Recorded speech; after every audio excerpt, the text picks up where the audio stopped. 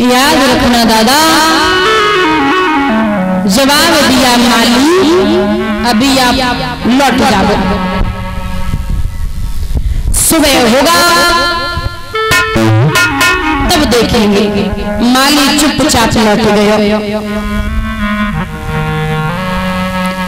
सुबह हुआ, हरिश्चंद्र कचहरी में पहुंचे, सिपाहियों को साथ में लिया दादा,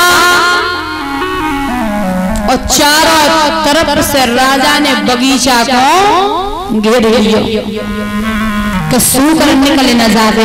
चारों तरफ से बगीचा घेरो,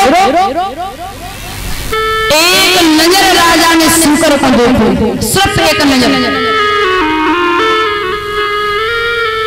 तक तक तीर महाराज चलावा, और छलिया सूकर शरीर बचावा। माया रूपी सूकर शरीर छिपा लेता दादा। एक झाड़ी में छिपके विश्वामित्र अपने रूप में आए गए। जब रूप में आए, हरिश्चंद्र बोले, बाबा आप यहाँ घूम रहे हो, आपने सूकर देखा? विश्वामित्र बोले, सूकर को क्या करे हो? बाबा देख रहे हो, पूरा बाग हमारा उजाड़ दियो, सूकर मिलेगा ना तो मैं तो मार दूंगा। विश्वामित्र बोले, जब बताओ तुम हो कौन? बोले, राजा हरिश्चंद्र। बोले, अरे राजा, तो सर हमें कुछ काम है तो हम कुछ मांगने काजी आए थे, लेकिन तू हमें सूकर के पीछे पड़ो है। तू कैसो राजा है? तू हमें हत्यारों मालूम कर रहे हो। मैं समझ में ना आया तू कैसे राजा है। हरिश्चंद्र बोले, बाबा क्या मांगे? मांगो, जो तुम्हारी इच्छा हो वैसे मांग लो। दादा, संतों का धन क्या बताया गया? संतों का धन क्या होता? संतों का धन होता राधा, श्री राधा, और संतों का कोई धन नहीं होता। संतों का धन है राधा।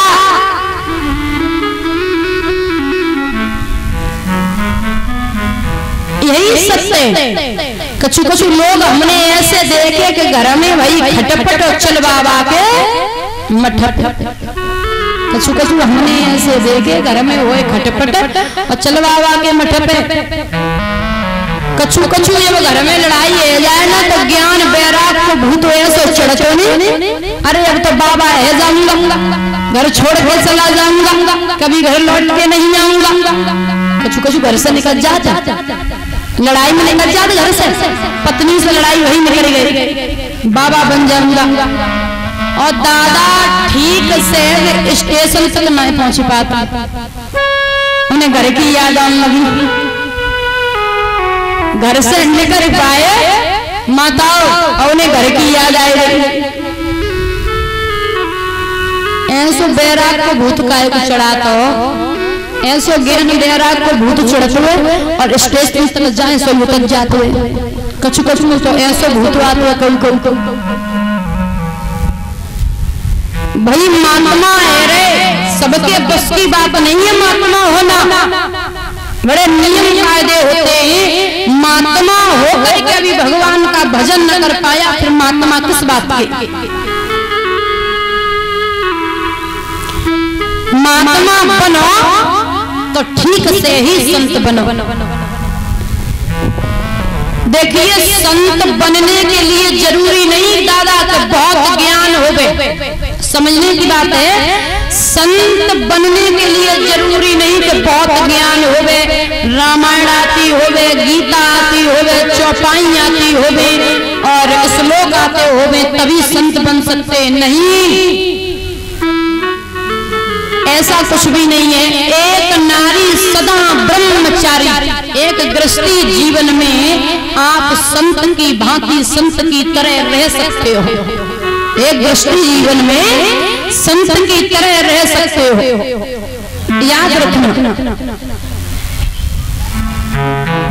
संत बनने के लिए नहीं कि बहुत ज्ञानी होना चाहिए। एक महान संत थे वृंदावन के, एक बाबा वृंदावन के थे, बड़ा निर्बल स्वभाव था। तो दादा उन महात्मा को कुछ भी नहीं आता था, बस वो इतनी जानते थे कि सब कुछ परमात्मा है, इतना उनको पता था कि सब कुछ परमात्मा है, संसार में कुछ भी नहीं है। बड़े भोले थे तो उन्होंने वृंदावन में अपनी एक कुटिया बनाई। वहां सुना है श्रीमद् भागवत सुनी के घर में जहाँ आप रहते हो वहाँ गीता होनी चाहिए, रामायण होनी चाहिए, ठाकुर जी की प्रतिमा होनी चाहिए। तो संत जी ने दादा रामायण और गीता भागवत से अपनी कुटिया में विराजमान कर लिए। उन्होंने भागवत में सुना कि कलयुग के रूप में साक्षात पुराणों में श्री कृष्ण बैठे दादा, और ये सत्य है। ये जो भागवत है ना जिसके सम्मुख आप बैठे हो, ये कोई छोटी पूरी चीज नहीं है। कलयुग के रूप में ये भागवत कृष्ण है, साक्षात परमात्मा है। ये भागवत बहुत बड़ी चीज है, बहुत बड़ी चीज। आप ये समझो कि आप के सामने कृष्ण बैठे, मानो तो है दादा, मानो देवी न पत्थर तो याद रखना। तो महात्मा जी दादा सुबह उठ करके राधे कृष्ण बोलते थे और ठाकुर जी के सामने बैठे रहते थे, उनका भजन करते थे जो भी उन्हें आता था। लेकिन वो पढ़े लिखे नहीं थे, वो पढ़े लिखे नहीं थे। एक व्यक्ति आया, उसने जवाब दिया, बाबा तुम्हें आता तो है नहीं कुछ, न श्लोक आए न रामायण की चौपाई आवे, तुम कैसे महात्मा हो? तुम कैसे महात्मा हो बाबा? हाँ, समझ में नहीं आया, तुम कुटिया में बैठे बैठे क्या करता रहता? तो संत ने जवाब दिया, बच्चा एक बात याद रखना, आप ज्ञानी बनो चाहे ना बनो, श्लोक याद दादा करो चाहे ना करो, लेकिन भगवान के भक्त जरूर बन जाना। ये जरूरी नहीं है कि ज्ञानी व्यक्ति का उद्धार हुआ हो। जो बहुत ज्यादा ज्ञानी है जरूरी नहीं कि उसका उद्धार हो जाए, कि हम ज्ञानी बहुत हैं तो मेरा उद्धार हो जाएगा। नहीं, उद्धार उसी का होगा जो भगवान का भक्त है। जीवन में दादा ज्ञानी बनो चाहे ना बनो, लेकिन भगवान के भक्त जरूर बन जाना।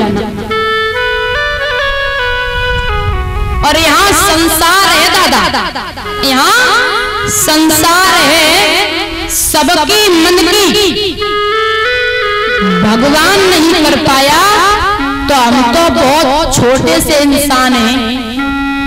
सबकी मन की भगवान नहीं कर पाया दादा, हम बहुत छोटे से इंसान हैं। भाई ये संसार है, कोई कछु कहिए पंडाल में बैठे, कोई जो शास्त्री जी बढ़िया कथा ना कह पाते, कोई कछु कहिए कोई कछु कहिए। तो यहाँ तो संसार है भाई, अपनी अपनी लोग कहेंगे, बात सही है। कोई जो कहे कि चुटकुला ना सुना है, बात सही है दादा, कोई कछु कहेगा कोई कछु कहेगा। तो ये तो है संसार, लोग बोलते ही उन्हें बोलने दीजिए। एक बात बता दूं कि एक बार दादा गौर से सुनना, भोले बाबा और पार्वती जा रहे नंदी पे बैठ के, तब कुछ लोग आए गए। लोगों ने जवाब दिया जो कैसे है, इन्हें शर्म नहीं आती है, बूढ़ी सी सवारी पे दो बैठे, बूढ़ी सी सवारी पे दो बैठे। तो भोले बाबा ने जवाब दिया, देवी तुम बैठ जाओ पार्वती, और हम पैदल चल रहे। पार्वती को बैठाए दियो और भोले बाबा पैदल पैदल जाने लगे। दादा याद रखना, अब तब तक लोग फिर मिल गए, बोले जब कैसी पत्नी है, जब कैसी पत्नी है, पति से पैदल चलवाई रही और स्वयं बैठ के जा रही, और तामे पतिव्रता कैसे हो सकती है, ये कैसी पत्नी है। अब मैया बाबा से बोली, बाबा तुम ऐसे करो, तुम बैठ जाओ, हम पैदल पैदल चल रहे। अब दादा भोले बाबा बैठ गए, अब पार्वती पैदल पैदल चलने लगी। गौर से सुनना, और तब तक दादा लोग फिर मिल गए। जवाब दियो जे कैसो पति है, पत्नी से पैदल चलवा रहा है और स्वयं बैठ के जा रहा है, ब्याह करने कर दो। जो तो ब्याह के लायक ही ना है, तो पत्नी पैदल चल रही हो, अपन बैठ के जा रहे हो। अब भोले बाबा ने जवाब दिया, देवी जो दुनिया वाले हैं जो हमें तुम्हें जीवन नहीं दिए, तुम ऐसे करो हम पैदल चले और तुम पैदल चलो। अब भोले बाबा पैदल चलन लगे, पार्वती पैदल चलन लगी, और तब तक लोग फिर मिल गए। जवाब दिया दादा, लोगों ने कहा कि सवारी संग तो पैदल जाए रे, इनते बड़ो हमने मूर्ख कोई ना देखो। देखिए सब कुछ करके देख लिया उन्होंने, और फिर भी दुनिया वाले चुप नहीं रहे। जब दोनों भोले बाबा पार्वती पैदल चलन लगे तो जवाब दिया, इनते बड़े हमने मूर्ख ना देंगे, सवारी संगे तो पैदल जाए रहे। तो ये दादा ऐसा ही है संसार, कोई कुछ कहेगा कोई कुछ कहेगा, अगर संसार के चक्कर में तुम पड़ गए तो जीना बहुत मुश्किल है। बता दिया, संसार के चक्कर में अगर पड़ गए तो जीना बहुत बड़ी बात है। कलश वाली कन्या खड़ी हो जाएगी, ये परम सम्माननीय भैया ध्रुव यादव, उत्तर प्रदेश पुलिस चुनाव